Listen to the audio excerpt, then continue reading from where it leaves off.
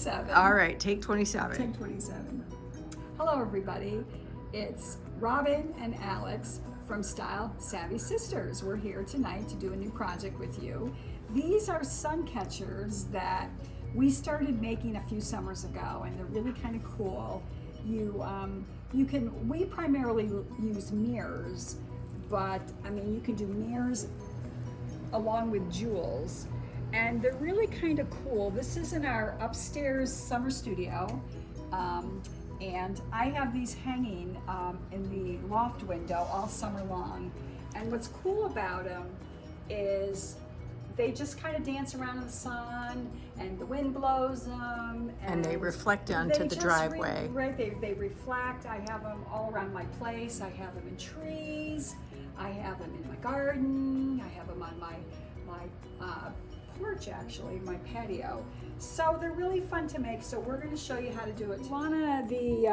The most important part of these, well, not really the most important part, but the foundation is the fish line.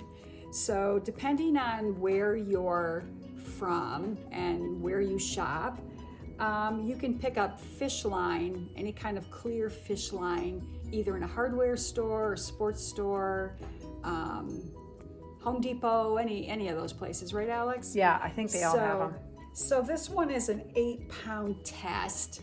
I mean, that's not real thick, but you can double them up.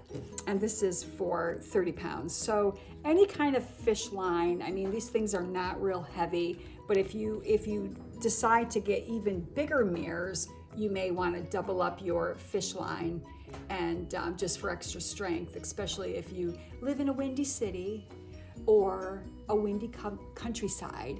You don't want them to blow apart. So anyway, fish line is what you need to get. And mirrors like this, I ordered them on Amazon. So they come in all different sizes. They come small, they come medium. So You can do little tiny pieces there. right. So that's it. So here, and just take your fish line. You can be as creative with these as you would like. I just put a dab of. A little dab will do ya. Yeah. I should take your glue. My glue is it's a brand new one. It's like. Oh, that's okay. It's gonna give them the idea. Right. You put this on here like this, and then you take another one and you just sandwich them together. You want to hold it kind of taut. Put your mirror and put some nice steady pressure on there. Okay. And then let's say you want to do a small one here. You can be as creative as you want with these. They're very, very fun. And they're so much fun to see in your garden or hanging. Like I have them on my patio, like I said earlier. I have them hanging in trees. I tend to bring mine in the winter because we're somewhere in upstate New York and we have brutal winters here, and I left some out last winter and they really kind of didn't take the wind. Right. So But there's no real kind of rhyme or reason for this. She's just sort of figuring out a good spacing between them. eyeball it. Yep, she's putting a little bit of the glue on there. And that power grip glue, you don't need a ton of glue for that. It works really well. Let me take a little stick here. Yeah. Kind of spread it around. Where I have mine, I leave them outside, but I have a protected area where they are. They do get wind, but they're not beaten up where they are. So if you're gonna put them in a tree and stuff and you have a lot of wind in your area, you should probably take them in the winter.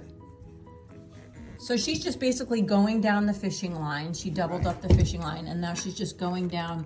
Now, one of the things I found with these glues is that they really have to stay overnight. Yes. So Yeah. that's why I'm not going to pick this up and show you. And show you, because they'll slide off. You really want to let them little one in here like this. Okay. And I'm trying to bring the camera up close.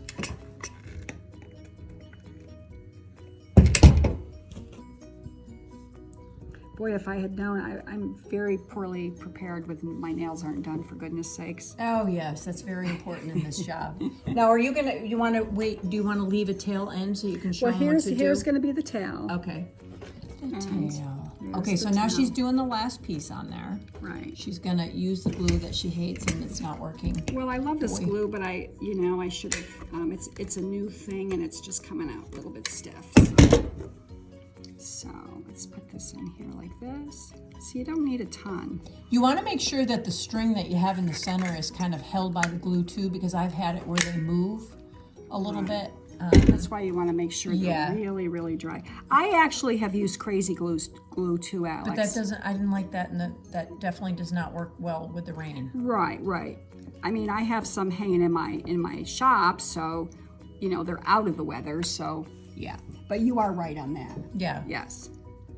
Well, these ones I find if you're taking the time to make these, you want to use a good glue. So then, if you want to get really clever, here's my her palette. My palette on my Parmigiano cheese container. Yes. It's very official. So she stuck a little glue there. I stuck a little. So let's say, if you want to do the back side, you're going to have to wait till this dries. So you just take, if you have these funky little jewels hanging around, put a little dab on there. Little dab. And just, I mean, you can do as many as you want. It's just, I mean, you could even, if you're really ambitious, you could bead in between. That would be a little bit trickier, but possible. Set yourself free. One of the things I do, Robin does a little different than me. I usually line up all the pieces on the bottom of the fishing line and then glue all of them and then put the things on top. But I mean, everybody's different. Whatever you're comfortable doing is fine. So how do you do it? You're going to have to show me. Maybe I think it's a little quicker to put them down. Because when I was making them, I was doing 20 at a time. So yeah. Okay, so now you get your little tail end. Why don't you show them what to do with I can't pick it up, because if I pick it up, these I bought an old hanging light, and I took all these crystals off, and you can actually see some that are hanging in the window over there. What I like to do is I like to put some sort of an anchor on the bottom. And the anchor's for a couple of reasons, right? Weight. It kind of keeps it balanced. So you see these, look at how pretty these are. These were like an old chandelier that I picked up at a house sale. And so then there's a little bit of wire here, and you just take this down and stick it on the loop. So it kind of dances in the sunlight. Yeah. So then you just want to kind of give this, we usually give them overnight and let it really dry well. Yeah. And then if you want to put more jewels on the back. I did want to show one thing. If you don't have a weight or something, these are little, these are plastic that I got at a garage sale. This is a key. I've used stuff like that before. This is a Christmas ornament if you want to do them for Christmas. And I got another thing. I should have brought one tonight. They're little, I got them at the Dollar Tree. They were $1.25. And they're little disco globes. And those are really fun at the end of these things. They're awesome. They're really awesome. And they sparkle, in the morning when you're having your coffee, they'll sparkle all over. Yeah. So they're really fun. And so I guess that's that. I mean, you can jewel them up however you want. Snazz them up any way you want. Snazz them up. These are beads that you got where? Just at different. You can pick them up at a craft store. I use a lot of these in my mosaic work.